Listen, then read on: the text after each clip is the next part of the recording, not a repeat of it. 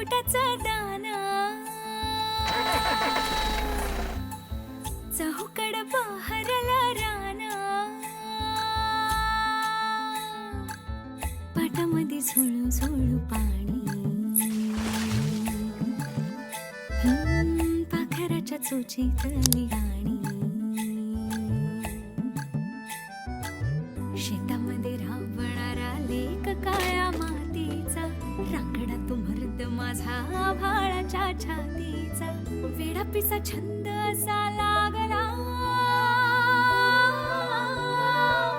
तुझ्यात जीव रंग